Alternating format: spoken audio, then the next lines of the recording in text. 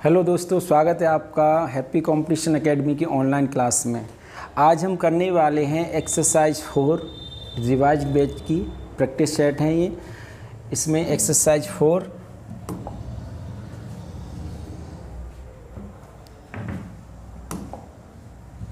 इसका पहला क्वेश्चन है 62, 47, 80, 78 के वर्गमूल में कितने अंक हैं। वर्गमूल में कितने अंक हैं, तो इसके वर्गमूल के अंक निकालने के लिए हम इसका वर्गमूल ही लेंगे कि इसका वर्गमूल ही लेंगे। तो इसको वर्गमूल में अंडर रूट में लिखेंगे 62, 47, 80 और 78। अब इसके हम क्योंकि जब हम वर्गमूल निकालते हैं तो हम क्या बनाते हैं, पेयर बनाते हैं। और पेयर बनाएंगे तो इसमें हम ये देखते हैं पेयर कितने बनेंगे, 1, 2, 3 और 4। तो इसमें 4 पेयर बनेंगे। इसका 4 ही आंसर है। इसका कितना आंसर है, 4 आंसर हैं। नेक्स्ट क्वेश्चन, दी गई भिन्नों में से सबसे बड़ी और सबसे छोटी भिन्न का अंतर क्या है। मैं आपको इससे पहले वाली वीडियो में पढ़ा चुका हूँ, बड़ा भिन्न, छोटा भिन्न, आरोही क्रम, अवरोही क्रम, ठीक है। लेकिन इसमें पूछा उसने दी गई भिन्नों में सबसे बड़ी और सबसे छोटी भिन्न का अंतर पूछा है, सबसे बड़ी और सबसे छोटी भिन्न का। तो हम सबसे पहले इसमें बड़ी भिन्न और छोटी भिन्न निकालेंगे। जैसे 5/11, 5 में 11 का भाग लगाएंगे, 0.5 का भाग लगाएंगे तो 11 4 44, 11 पंजे 55, ज़्यादा निकल जाएगा तो 11 4 44, ठीक है। बचे कितने, 6, यानी कि 60 हो गए। 11 पंजे 55, 0.45 आया। नेक्स्ट है 5/7, 5/7, 5 में भाग लगाएंगे 7 का, 7 पंजे 35, 7 सत्ते 49, 7 बार गया, 1 बचा, ठीक है। 7 एकन 7। अब लगाएंगे 3 में 8 का, 8 3 24, 0.8 3 24, बचे कितने, 6, 6 में फिर भाग लगाएंगे, 8 7 56। नेक्स्ट संख्या है 6/13, सॉरी 6/13,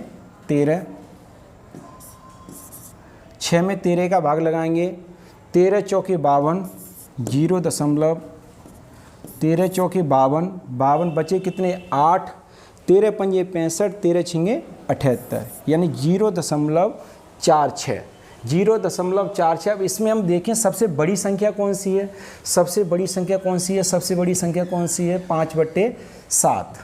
सबसे बड़ी संख्या कौन सी है, 5/7। 5/7 सबसे बड़ा है।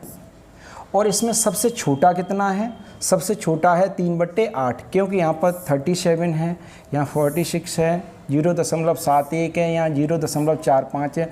तो सबसे बड़ा ये है और सबसे छोटा ये, इन दोनों का अंतर 3/8। इसका एलसीएम लेंगे तो 8 7 कितना हो गया, 56। 8 का इधर गुणा करेंगे तो 8 पंजे 40 और 7 3 21। 40 में से आप 21 को घटाएंगे तो आपका आ जाएगा 19/56।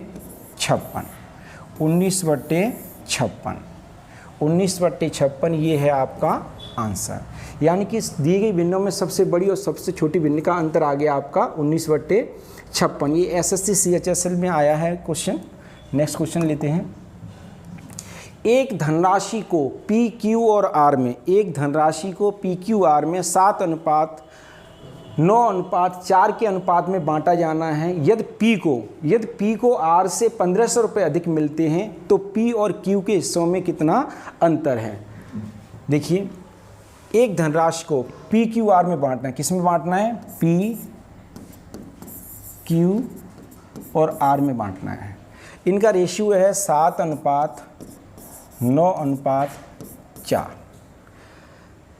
यदि P को R से 1500 रुपये अधिक मिलते हैं, किसको मिलते हैं, P को हैं R से, P को R से 1500 रुपये अधिक मिलते हैं। कितने रुपए अधिक मिलते हैं? 1500। तो P और R का यहाँ डिफरेंस कितना है, कितना अंतर है यहाँ पर देखेंगे तो यहाँ पर आपका 3 यूनिट और दिया कितना है 1500 रुपये। तो 1 यूनिट का वैल्यू आ जाएगा 500 रुपये। 3 पंजे 15, 1 यूनिट का वैल्यू आ गया 500 रुपये। उसने पूछा है P और Q के हिस्सों के बीच कितना अंतर है, यानी कि P और Q के हिस्सों के बीच में अंतर कितना है। और P और Q के हिस्सों के बीच में अंतर कितना है? 7 और 9, 9 में से 7 जाएंगे, कितना जाएगा? बचेगा 2। और 1 यूनिट का वैल्यू बेटा कितना है? 500 रुपये। तो 2 यूनिट का वैल्यू हो जाएगा आपका 1000 रुपये। यही है आपका आंसर। नेक्स्ट क्वेश्चन,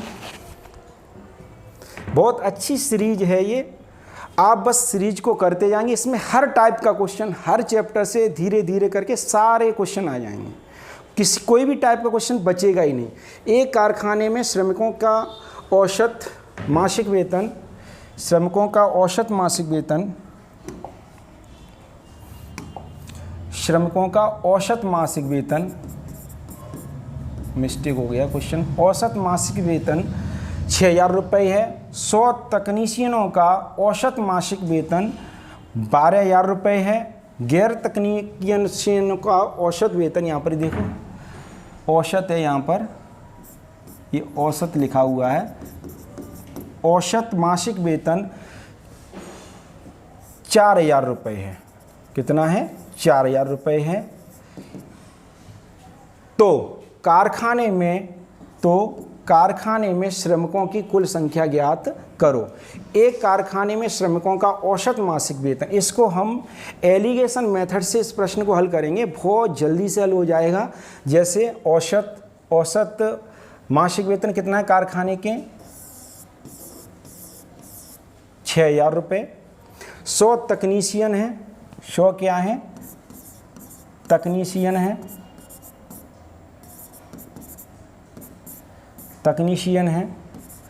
और 100 तकनीशियन का औसत मासिक वेतन है, इधर लिखते हैं 100 तक, ये तो औसत हो गया। 100 टेक्निकल हो गए, 100 टेक्निकल, इनका औसत मासिक वेतन है 12000 रुपये। और गैर तकनीशियन हैं, उनका मासिक वेतन है 4000 रुपये। या नॉन टेक्निकल हैं, इनका औसत मासिक वेतन है 4000 रुपये। तो कारखाने में श्रमिकों की कुल संख्या ज्ञात कीजिए। तो कारखाने में श्रमिकों की कुल संख्या ज्ञात कीजिए। इन दोनों का डिफरेंस कितना आ गया? 2000। इन दोनों का डिफरेंस कितना आ गया? 6000। ये कट जाएंगे, 2 एकम 2 और 2 तिये 6, यानी 3 जीरो खत्म हो जाएंगे, 2 से 1 कैंसिल हो जाएंगे। तो यहाँ पर 1 यूनिट बराबर कितना दिया है? 100। 1 यूनिट, यानी कि 1 यूनिट का वैल्यू दिया है 100। और पूछा उसने टोटल श्रमिक, और टोटल श्रमिक हो कितने जाएंगे? 3 और 1 जोड़ेंगे, कितना हो जाएंगे टोटल श्रमिक? 4। 1 यूनिट का वैल्यू कितना है? 100। तो 4 यूनिट का वैल्यू कितना हो जाएगा? 400। यानी टोटल श्रमिकों की संख्या है 400। इसमें थोड़ा सा सुधार है, उस क्वेश्चन को कर लेना, थोड़ा सा चेंज कर लेना। नेक्स्ट, एक गोले के व्यास। ये क्वेश्चन जो होते हैं ये हाइब्रिड मोड वाले क्वेश्चन होते हैं। इनमें जैसे ये क्वेश्चन है, इसमें परसेंटेज चैप्टर भी है, ठीक है, प्रतिशतता पूछा है तो परसेंटेज भी है, और ये क्षेत्रामिति भी है। यानी कि इसमें एक क्वेश्चन में 2 चैप्टरों को दिया गया है। तो ये हाइब्रिड मोड का क्वेश्चन है, तो इसको हम हल करेंगे। पहले तो हम गोला ही देखते हैं, ठीक है। जैसे ये गोला है, इस गोले का आयतन, गोले का आयतन हो जाता है 4/3 पाई r³। गोले का आयतन, एक गोले का आयतन उसने पूछा है, गोले के आयतन में कितने प्रतिशत कम या ज़्यादा हो जाएगा, ठीक है। तो ये आयतन है 4/3 पाई r³। तो यहाँ पर 4/3 पाई तो कांस्टेंट राशि है, तो यहाँ पर इससे तो हम कुछ करना नहीं, हमें तो r से ही काम पड़ेगा। तो हम देखते हैं कितना है, 40% कम माइनस 40% का फ्रैक्शन हो जाएगा 2/5, यानी कि पहले इसकी त्रिज्या थी 5 और 5 में से 2 की हमने कमी कर दी। व्यास हो त्रिज्या हो बात एक ही होती है। तो अब इसमें से इसकी त्रिज्या कितनी हो गई 3। चूंकि ये RQ है तो हमें इसका क्या करना पड़ेगा RQ क्यू करना पड़ेगा। तो 5 का क्यू हो जाएगा 125 और 3 का हो जाएगा 27, क्योंकि दिया है ना कि उसके आयतन में कितने प्रतिशत कम हो जाएगा। तो यहाँ से हमने इसको घटाया, 125 में से 27 को माइनस किया, आपका बचा 98 अपॉन कितने पर 125 पर, तो 100 पर कितना हो जाएगा। क्योंकि यहाँ पर कमी हो रही है, 125 से कितना हो रहा है आयतन 27, तो यहाँ पर कमी हो रही है तो कमी प्रतिशत निकलेगी। तो 25 पंजा 125 और 25 चौके 100, 4 का गुणा करेंगे 8 में, 4 का गुणा करेंगे 8 में, तो 4 अट्ठे 32 की 2, 3 4 निम 36, 36 और 3 39, 392/5, 5 का भाग लगाएंगे, 5 सत्ते 35, 5 अट्ठे 40 और 5 चौके 20, 78.4%, 78.4%, यानी कि उसके आयतन में 78.4% की क्या हो जाएगी कमी हो जाएगी। नेक्स्ट क्वेश्चन, बहुत अच्छे क्वेश्चन हैं, बस सॉल्व करते जाइए और हर क्वेश्चन हर टाइप अलग टाइप का है। 6 बर्नरों को 6 घंटे तक 8 दिनों के लिए जलने पर का खर्चा 450 रुपये है, तो 625 रुपये में 5 घंटे प्रतिदिन 10 दिनों के लिए कितने बर्नर जलाए जा सकते हैं। ये मैंने आपको एक फॉर्मूला लिखाया था कि M1 D1 H1 बट्टे W1 R1 M2 D2 H2 बट्टे W2 R2। इसमें जो जितना पोर्शन दिया उतना लगा दो, बाकी का छोड़ दो। कितने बर्नर हैं 6 हैं, 6 बर्नर हैं, 6 घंटे तक जलाए जा रहे हैं, 8 दिनों तक जलाए जा रहे हैं। खर्चा कितना है इसका 450 रुपये, ठीक है। रुपए और वर्क काम नीचे आएगा। उसके बाद हैं 625 रुपये में, कितने रुपए में 625 रुपये में, 625 रुपये में 5 घंटे प्रतिदिन, 5 घंटे प्रतिदिन 10 दिनों तक, कितने दिनों तक 10 दिनों तक कितने बर्नर जलाए जाएंगे। तो हमने मान लिया X बर्नर जलाए जाएंगे। कितने बर्नर जलाए जाएंगे X बर्नर जलाए जाएंगे। अब इसको बस आपको इसका ऑपरेशन करना है, आपको इन संख्याओं को काटना है, काट देंगे तो इसका आंसर आराम से आ जाएगा, कोई दिक्कत नहीं है, ठीक है। अब इसको काटेंगे तो 5 से इसको चलो काटते हैं पहले, 5 से, 5 एकन 5, 5 दूनी 10 और 5 पंजे 25। अब फिर इसको 5 से काट दो, यहाँ से 5 दूनी 10, 5 दूनी 10 और 5 पंजे 25। अब इसको फिर इधर नीचे का नीचे कट जाएगा, ऊपर का ऊपर कटता है, ठीक है। नीचे से नीचे भी कट जाए, कब इक्वल में, बराबर में। 5 से इसको काट दो, 5 पंजे 25 और 5 से इसको काट दो, 5 नेम 45, ठीक है। 5 से और काटना चाहो तो और काट सकते हैं, 5 एकन 5 और 5 अट्ठे 40। 6 से काट दो, 6 3 18, 3 से इसको काट दो, 3 दूनी 6, 2 से इसको काट दो, 2 को 2 ये कट गए, ऊपर क्या बचा x बचा, इधर क्या बचा 8 बचा, यानी कि x बराबर आपका आ गया 8। कितने बर्नर 8 बर्नर, बर्नरों की संख्या होगी 8। नेक्स्ट,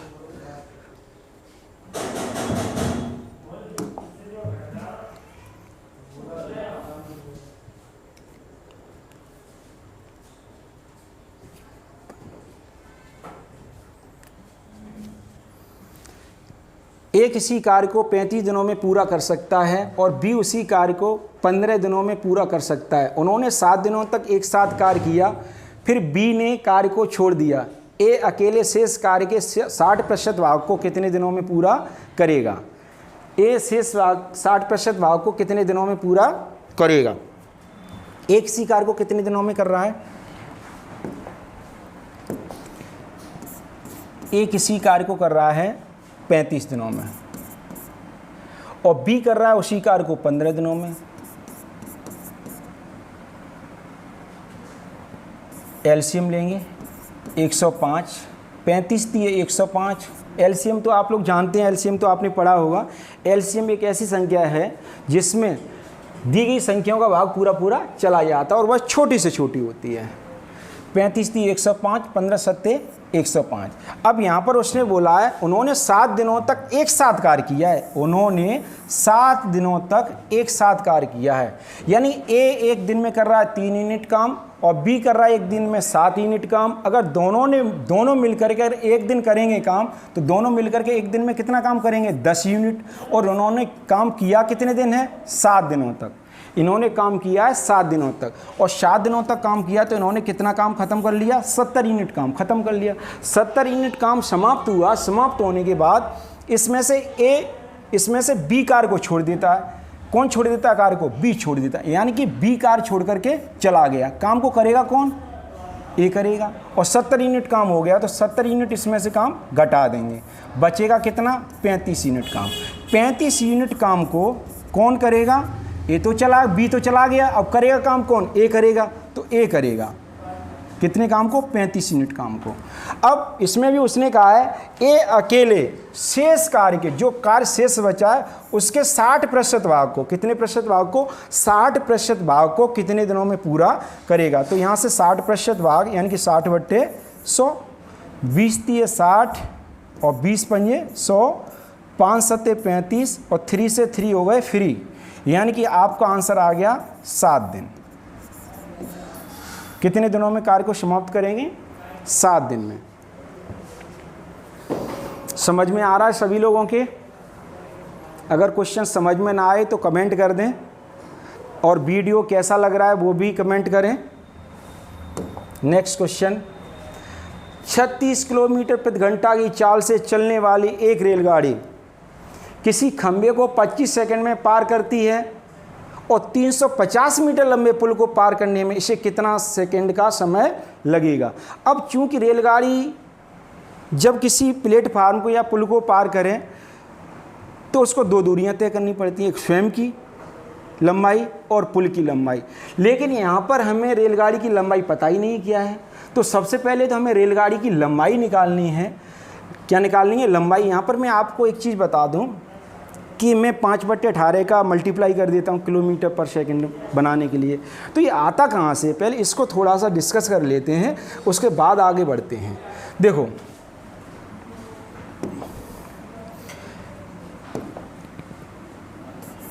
एक किलोमीटर पर आवर को हमें चेंज करना है मीटर पर सेकंड में। किस में चेंज करना है? मीटर पर सेकंड में। तो 1 किलोमीटर प्रति घंटा बराबर मीटर पर सेकंड। तो 1 किलोमीटर में कितने मीटर होते हैं? 1000 मीटर होते हैं। 1 घंटे में कितने मिनट होते हैं? 60 मिनट होते हैं। सेकंड कितने होते हैं? 60 होते हैं। 1 2 2 0 ये ख़त्म हो गए। 2 से काटेंगे तो 2 पंजे 10 और 2 से इसको काटेंगे 2 तिये 6। अब ये कटेगा नहीं, आपका आ गया 5, ये आ गए और 6 का गुणा हम 3 में करेंगे तो ये आपका आ जाएगा 6 तिये 18। ये आपका आ गया मीटर पर सेकंड। ये है आपका 5/18 मीटर प्रति सेकंड। इस तरह से आपका ये आ जाता है मीटर पर सेकंड 5/18, यानी किलोमीटर प्रति घंटा को मीटर पर सेकंड में चेंज करने के लिए 5/18 से गुणा करेंगे और मीटर पर सेकंड को हमें किलोमीटर प्रति घंटा में चेंज करेंगे तो 18/5 से मल्टीप्लाई करेंगे। कितने से करेंगे? 18/5 से मल्टीप्लाई करेंगे। नेक्स्ट,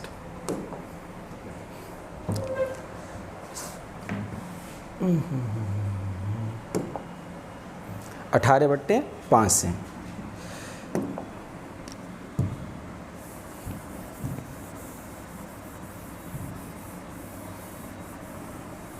अब आती है क्वेश्चन पर। 36 किलोमीटर प्रति घंटा की चाल से चलने वाली रेलगाड़ी किसी खंभे को 25 सेकंड में पार करती है। 25 सेकंड में पार करती, यहाँ से हमें रेलगाड़ी की लंबाई पता चल जाएगी। यहाँ से हमें रेलगाड़ी की लंबाई पता चलेगी तो लंबाई निकालेंगे रेलगाड़ी की।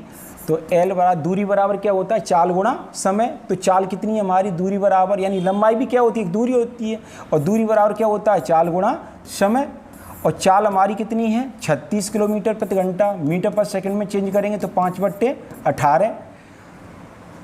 समय कितना लग रहा है, 25 सेकंड लग रहा है। 18 से इसको काट देंगे, 18 दूनी 36, 5 दूनी 10, 10 का 25 में गुणा करेंगे तो आपका आ जाएगा 250 मीटर। रेलगाड़ी की लंबाई आ गई 250 मीटर। और पुल को पार करने में कितना समय लगेगा, समय बराबर दूरी बट्टे चाल। दूरी क्या है, ट्रेन की लंबाई। ट्रेन की लंबाई आप निकाल चुके हैं, ये किसकी है, ट्रेन की लंबाई आपने निकाल ली है। ट्रेन की लंबाई है आपकी 250 और पुल की लंबाई है 350 बट्टे चाल रेलगाड़ी की कितनी है 36 गुणा 5/18, क्योंकि ये किलोमीटर प्रति घंटा में और दूरी ये मीटर में है तो 18 से इसमें भाग लगा देंगे। 18 दूनी 36, 5 दूनी 10, 250 और 350 ये आपका हो जाएगा 600 बट्टे 5 दूनी 10, यानी 0 से 0, यानी कि आपका आंसर आ जाएगा 60 सेकंड। कितना आ जाएगा, 60 सेकंड।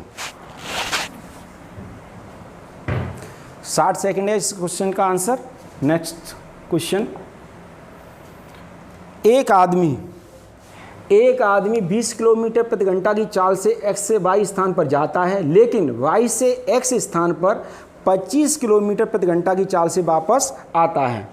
उसकी औसत चाल ज्ञात करें, यानी कि औसत चाल क्या है। मैं आपको यहाँ पर एक, यहाँ से देखिए, अगर कोई व्यक्ति x बिंदु पर है और वह y बिंदु तक जाता है और फिर वह y बिंदु से आकर के x बिंदु पर लौट करके आ जाता है पुनः, ठीक है, यहाँ उसकी चाल अलग है दूसरी जगह, यानी कि यहाँ से x है y है, यहाँ से इसकी चाल, या सपोज दैट यहाँ पर हम a मान लें, कितनी मान लें चाल, a या s मान लें, ठीक है।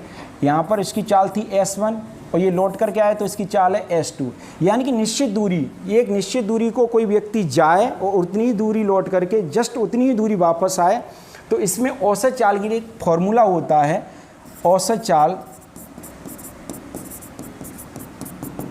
चाल बराबर 2s1 into s2 upon s1 plus s2, यानी कि इसी तरह से ये क्वेश्चन है 2, पहली इसमें चाल कितनी है 20, दूसरी चाल कितनी है 25 बट्टे 20 और 25, यानी कि 2 गुणा 20 गुणा 25 बट्टे 45, काट देंगे, 5 में 45, 5 पंजे 25, 20 पंजे 100, 100 दूनी 200, 200 बट्टे 9, 9 का भाग लगा देंगे, 9 दूनी 18, 9 दूनी 18, 2 बट्टे 9 किलोमीटर पर आवर, ये इसका आंसर है। 22 से 2 बट्टे 9, व्यक्ति जा रहा है उतनी दूरी वापस आ रहा है तो 2s1 into s2 upon s1 plus s2, 22 सही 2 बट्टे 9 किलोमीटर पर आवर इसकी क्या हो जाएगी, ये चाल हो जाएगी। चाल कैसी, औसत चाल। ये क्वेश्चन बहुत पूछा जाता है, उसमें भी ये कहता है कि जैसे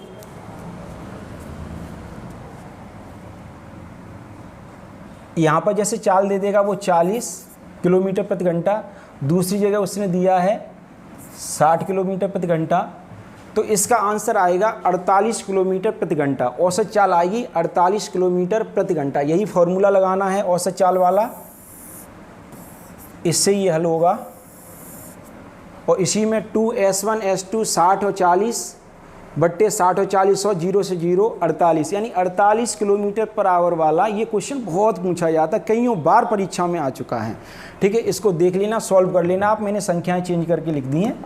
नेक्स्ट है, यदि किसी मूलधन पर 3 वर्षों के लिए 12% ब्याज की दर से, कितनी 12% ब्याज की दर से वार्षिक चक्रवृद्धि ब्याज 12,000 रुपये है, तो चौथे वर्ष के बाद राशि रुपये में क्या होगी, यानी चौथे वर्ष के बाद राशि रुपये में क्या हो जाएगी। देखिए यहाँ पर उसने बोला यदि किसी मूलधन पर 3 वर्षों के लिए 12% की दर से वार्षिक 12,000 रुपये हो जाते, यानी कि कोई धन है, हमने प्रिंसिपल हमने दिया और वह 12% ब्याज की दर से 3 वर्ष में, कितने वर्ष में, 3 वर्ष में, 3 वर्ष में वो हो कितना गया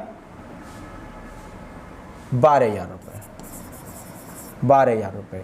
तो उसने पूछा तो ये बताइए कि चौथे वर्ष, यानी 3 वर्ष तो ये हो गए, अब उसने पूछा है चौथे वर्ष, चौथे वर्ष में वो कितना हो जाएगा। अब चूंकि चौथे वर्ष में जो ये धन है यहाँ से ये निकल करके इधर आया, तो यहाँ पर इसके लिए तो ये अमाउंट है, लेकिन यहाँ जो धन आया है निकल कर, यहाँ पर जो निकलेगा मिश्र धन, उसके लिए ये प्रिंसिपल का काम करेगा। किसका काम करेगा? प्रिंसिपल, यानी कि मूलधन का काम करेगा।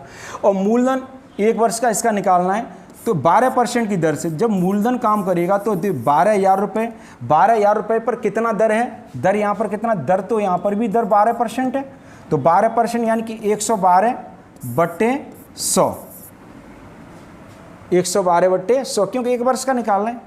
1 2 0 ये खत्म, 0 आ जाएगा।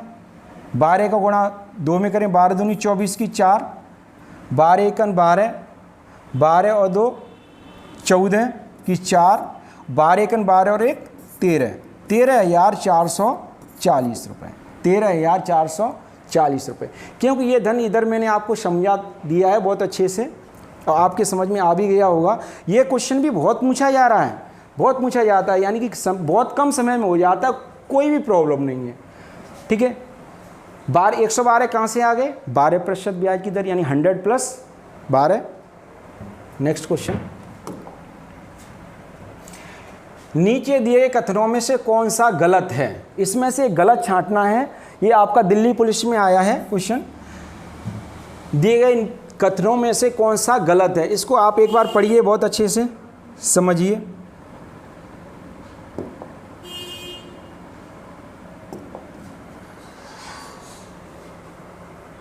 पहला उसने दिया है एलसीएम 3 और 5, 3 और 5 का एलसीएम कितना होगा? 3 और 5 का एलसीएम होगा 15, बिल्कुल सही बात है, होगा, सही है। 14 और 7 का एलसीएम होगा 14, बिल्कुल ठीक है, ये भी सही है हमारा, ये भी सही है।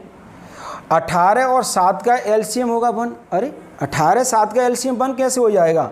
18 और 7 का एलसीएम 1 होगा ही नहीं, क्योंकि 7 तो अभाज्य संख्या है और 18 हमारी सम संख्या है, तो इसका तो आपस में मल्टीप्लाई हो जाएगा। 18 का गुणा 7 में करेंगे तो 126 आ जाएगा, तो इसका तो एलसीएम 126 होगा। कितना होगा? 126 होगा इसका एलसीएम, 126 होगा। 12 और 15 का एलसीएम कितना होगा? 60 होगा, ये भी सही है। लेकिन इसमें गलत कौन सा है? गलत ये है हमारा सी ऑप्शन, सी ऑप्शन हमारा गलत है। उसने यही कहा है नीचे दिए गए कथनों में से कौन सा गलत है? हमारा सी ऑप्शन क्या है? गलत है, यही हमारा क्या है? आंसर है। इसका एलसीएम नहीं, इसका एचसीएफ 1 हो सकता है, हो सकता नहीं, होता ही है। इसका एचसीएफ कितना हो जाएगा? 1 हो जाएगा। किसी का एचसीएफ यानी किसी में कोई कॉमन ना हो तो उसका 1 होता है। नेक्स्ट क्वेश्चन देखो, ये भी क्वेश्चन देखो दिल्ली पुलिस में आया है, दिल्ली पुलिस में ये भी क्वेश्चन आया है। और नेक्स्ट क्वेश्चन देखते हैं, ये एसएससी, ये भी दिल्ली पुलिस का है, डीपी दिल्ली पुलिस। ये घातों में है, 3 पे घात 3, 5 गुणा 7 गुणा 11 पे घात 2, कॉमा 3 पे घात 3 गुणा 5 गुणा 7 गुणा 11 पे घात 2 और 3 पे घात 2 गुणा 5 पे घात 3 गुणा 11 पे घात 4 का लासापा ज्ञात कीजिए, यानी एलसीएम उसने पूछा है। घातों वाले क्वेश्चन हम एलसीएम किस तरह से निकालते हैं? हम मान लेते हैं जैसे इसमें पद दिए हैं 1 2 3, इसमें पद हैं आपके, पहला पद है आपका ये, दूसरा पद है आपका ये और तीसरा पद है आपका ये वाला। ठीक है, इनके लासाप 3 पद हैं, तो मैंने मान लें पी एक्स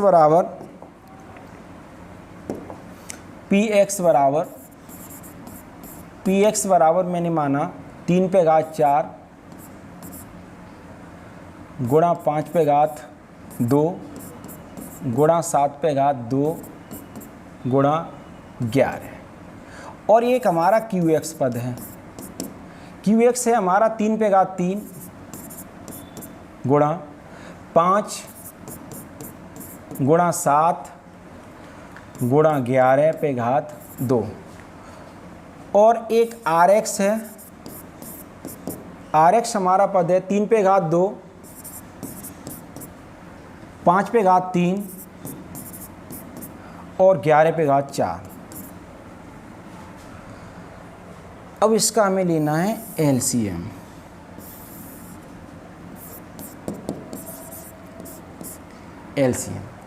एलसीएम घातों में लेने के लिए हमें इसमें पहले तो इसका बेस देखना, 3 इसमें भी है, 3 इसमें भी है, 3 इसमें भी है, सब में 3 3 है। तो 3 की सबसे बड़ी घात कितनी है? 3 पे यहाँ पावर 2 है, यहाँ 3 है, यहाँ कितनी है? 4 है। तो 3 की सबसे बड़ी पावर कितना है? 3 पे घात 4। नेक्स्ट 5 इसमें है, 5 इसमें, 5 की सबसे बड़ी घात कितनी है? 5 पे घात 3। अब 11, 7 हैं, 7 इसमें है, 7 इसमें है, इसमें 7 है नहीं, तो हम इसमें 7 लिख लेंगे। 7 की पावर सबसे बड़ी कितनी है? 2। 11 इसमें है, 11 इसमें, 11 की पावर सबसे बड़ी कितनी है? 11 की पावर सबसे बड़ी है 4। तो यही आपका आंसर हो गया। 3 पे घात 4, 5 पे घात 3, 7 पे घात 2 और 11 पे घात 4। ये पहला ही ऑप्शन हमारा आंसर है। अब बारी आती है एचसीएफ की। अगर हम इसी में एचसीएफ लें, यहाँ पर मैं आपको एचसीएफ भी बता रहा हूँ इसी प्रश्न में, एचसीएफ लेते हैं तो एचसीएफ में हमें ये देखना है कि 3 की सबसे कम घात कितनी है। 3 की सबसे कम घात कितनी है? तो 3 की सबसे कम घात देखेंगे तो 3 की सबसे कम घात कितनी है? 3 पे पावर 2। 5 की सबसे कम घात कितनी है? 5। 7 इसमें है, 7 इसमें, बट इसमें 7 है नहीं तो इसको हम छोड़ देंगे। 11 हैं, 11 हैं, 11 हैं, तो 11 की सबसे कम घात कितनी है? 1 है, यानी कि 11 है। तो इसका एचसीएफ कितना हो जाएगा? 3 पे घात 2 गुणा 5 गुणा 11, ये इसका हो जाएगा एचसीएफ। यानी कि एक प्रश्न से आपने एलसीएम भी सीख लिया घातों में और एचसीएफ भी सीख लिया। नेक्स्ट यही होता है जो प्रैक्टिस सेट होता है। प्रैक्टिस सेट में एक प्रश्न से टीचर आपको बहुत सारे प्रश्न बता सकता है, समझा सकता है, क्योंकि सभी क्वेश्चनों को करने का तरीका लगभग एक सा ही होता है। बस ये है कि नेक्स्ट क्वेश्चन कोई आएगा नया, आपको हो सकता है परीक्षा में आ जाए, तो उसमें इन संख्याएं चेंज हो सकती हैं, घातें चेंज हो सकती हैं, बट ये जो मेथड है ये चेंज नहीं होगा। आपको उसको भी सॉल्व इसी तरह से करना होगा करना होगा। नेक्स्ट क्वेश्चन लेते हैं। यदि 876 8764 x5 एक ऐसी संख्या है जो 9 से विभाज्य है, तो x का न्यूनतम संभावित मान ज्ञात कीजिए जहां x 2 अंकों की संख्या है। x उसने बोला x है, लेकिन x 2 अंकों की संख्या है। देखिए ऑप्शन भी हमारे 2 अंकों में ही दिए हैं, सारे ऑप्शन कैसे दिए हैं? 2 अंकों में दिए हैं। तो जब 2 अंकों की संख्या तो ऑप्शन भी 2 अंकों में दिए हैं सारे, ठीक है। तो अब हम यहाँ पे देखते हैं क्वेश्चनों को। 8 7 6 4। अच्छा पहले ये बताओ 9 का नियम क्या है? 9 का नियम महत्वपूर्ण होता है। 9 का है और 3 का, 9 और 3 का रूल्स है वो महत्व रखता है और दोनों के रूल्स हैं एक जैसे ही हैं, ठीक है। तो हम 9 का और 3 का रूल्स है। रूल्स ये कहता है यदि किसी संख्या के अंकों का योग, यदि किसी संख्या के अंकों का योग 9 से विभाजित है तो दी गई संख्या पूरी 9 से विभाजित होगी। जैसे हम कोई एक संख्या लिख लेते हैं, सपोज दैट, चलो इसको ही हम लिख लेते हैं। तो इसमें अगर हम देखें तो 8 7 6 4 x5, इसका हम ऐड करें, जोड़ें तो 8 और 7 कितने हो गए? 15, 15 6 21, 21 21 और 4 25 और 25 और 5 30, यानी कि ये आपका आ गया 30 प्लस x। 30 प्लस x कितना आ गया? 30 प्लस x आ गया, 30 प्लस x। अब 30 प्लस x है, ये कितने से कटेगा? 9 से, 9 से डिवाइड होगा।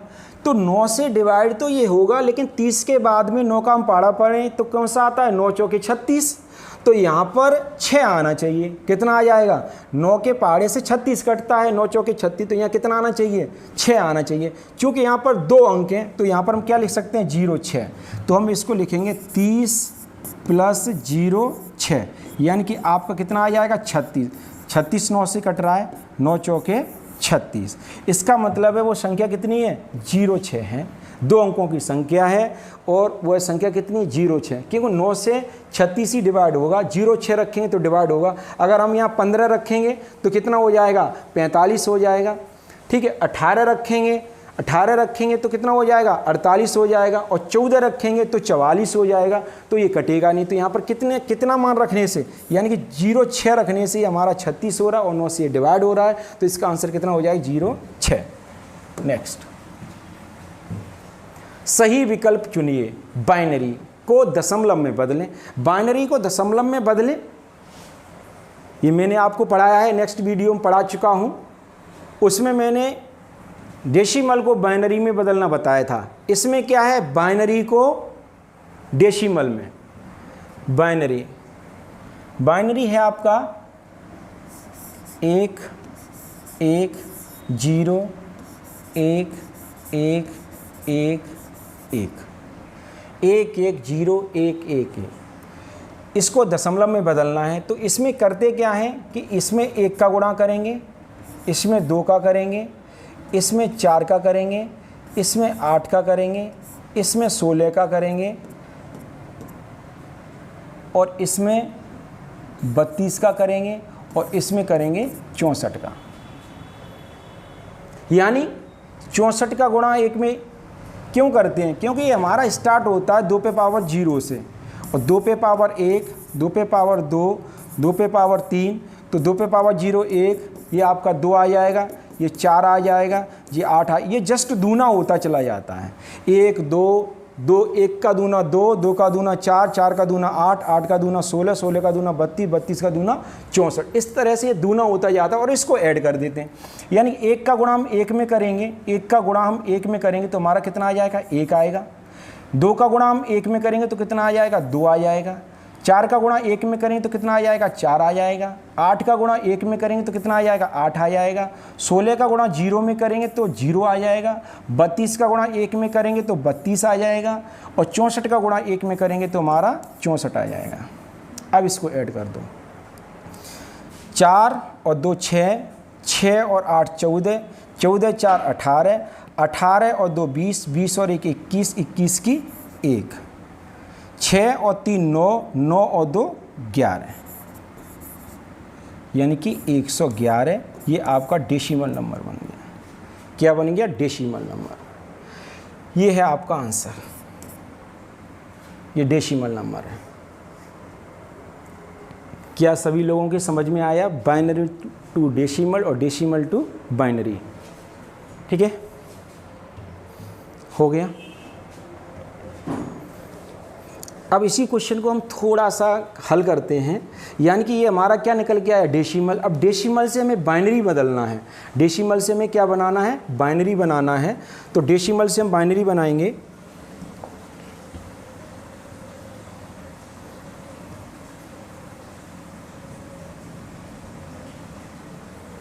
अब हम क्वेश्चन हल करते हैं, इसी को लेते हैं, इसी को हम 111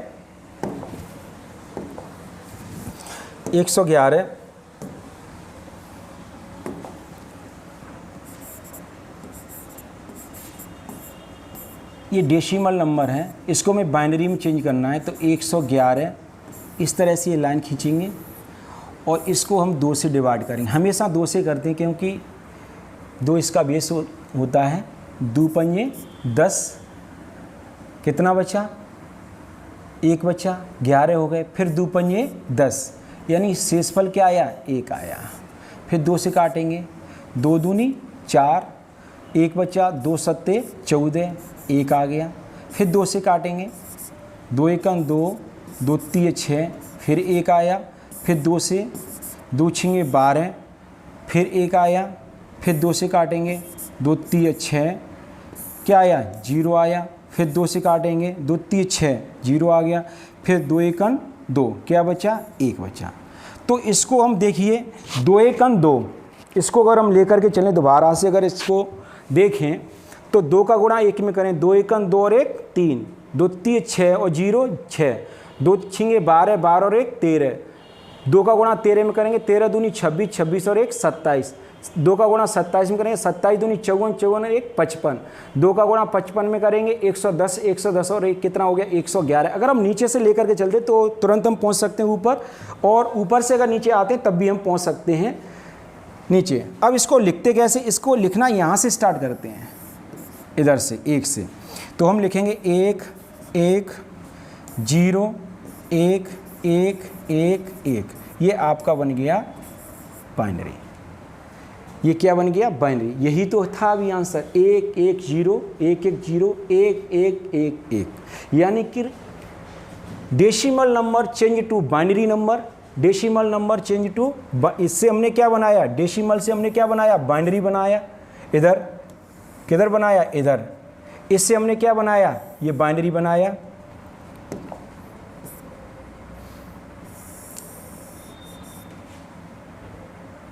ये चेंज आपस में, decimal number change to binary number और binary number change to decimal number. ये क्वेश्चन खूब पूछे जाते हैं, आ रहे हैं परीक्षाओं में। पहले नहीं आते थे लेकिन अब ये आना स्टार्ट हो गए हैं प्रेजेंट में, और ये सीजीएल में, एसएससी में और टेट में पूछा गया है। बट ये पुलिस में, आरपीएफ में, एसएससी, जीडी वगैरह में अभी क्वेश्चन आया नहीं, लेकिन आगे आने वाले समय में इन प्रश्नों के चांस हैं 100% आने के। क्योंकि जो आपने पढ़ा है, पहली बात तो कंपटीशन का ये नियम है, जो आपको आता है, जो आपको आता है वो परीक्षा में नहीं आता है, जो आपको नहीं आता है वही तो परीक्षा में आता है। उसी को हमें सीखना है, उसी को हम सीखेंगे तब तो ठीक है। यदि आपको कोई चीज़ आ रही है, समझ में आ रहा है, आप किसी प्रश्न को बहुत अच्छे से कर लेते हैं, किसी चैप्टर को बहुत अच्छे से कर लेते हैं, किसी प्रश्न को बहुत अच्छे से करते हैं, तो आप उस प्रश्न को छोड़िए, आप उन क्वेश्चनों को देखिए जिन्हें हमें हल करना है, और क्वेश्चन को हल करने की एक सीरीज बनाइए।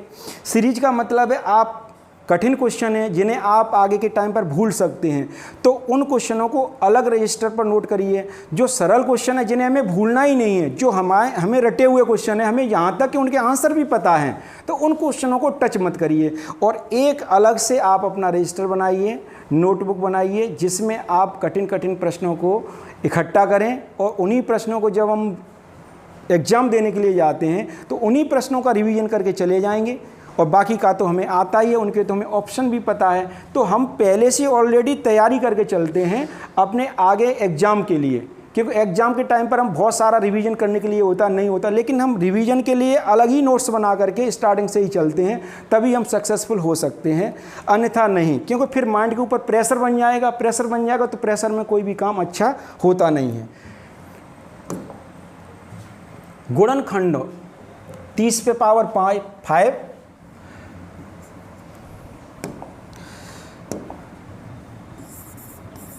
30 पे पावर 5 इंटू 24 पे पावर 5। इसमें अभाज्य गुणनखंडों की संख्या पूछी। क्या पूछी है? अभाज्य गुणनखंडों की संख्या उसने पूछी है। अभाज्य गुणनखंडों की उसने संख्या पूछी है, तो अभाज्य गुणनखंड किस तरह से निकालेंगे? तो 30 के हम पहले फैक्टर करें, 30 के फैक्टर करेंगे तो 2 दूनी 2 ती 6 और 6 पंजे 30।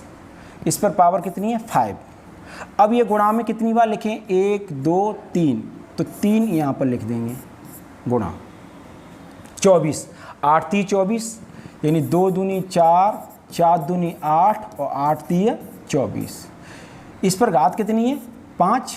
और ये गुणा में कितनी बार लिखें? 1 2 3 4, 4 बार ये गुणा में लिखे हैं। तो अब अभाज्य गुणनखंड यानी 5 का गुणा हम किस में करेंगे? 3 में करेंगे, तो 5 ती 15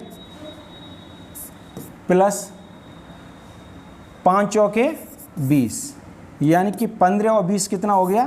35। यानी कि अभाज्य गुणनखंडों की संख्या आ जाएगी 35। कितनी आ जाएगी? 35। करने का इसका दूसरा तरीका ये है कि आप जैसे 30 के फैक्टर करेंगे, तो 30 के फैक्टर करेंगे तो आपके हो जाएंगे 2 गुणा 3 गुणा 5, तो इस पे घात आप 5 चढ़ाएंगे। और 24 के फैक्टर करेंगे तो 8 ती 24, 2 दूनी 4 दूनी 8 और 8 ती 24। इस पे घात कितनी चढ़ाएंगे? 5। तो अब इसके बाद में फिर 5 की घात इस पर भी चढ़ाएंगे, यानी 2 पे घात 5 चढ़ाएंगे,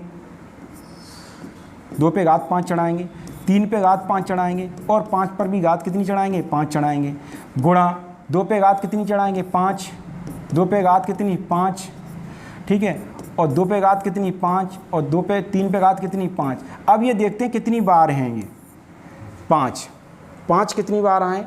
1 2 3 4 5 6 7, यानी 5 सत्ते 35। तो अभाज्य गुणनखंडों की संख्या कितनी हो गई? 35। आप इस तरह से भी निकाल सकते हैं।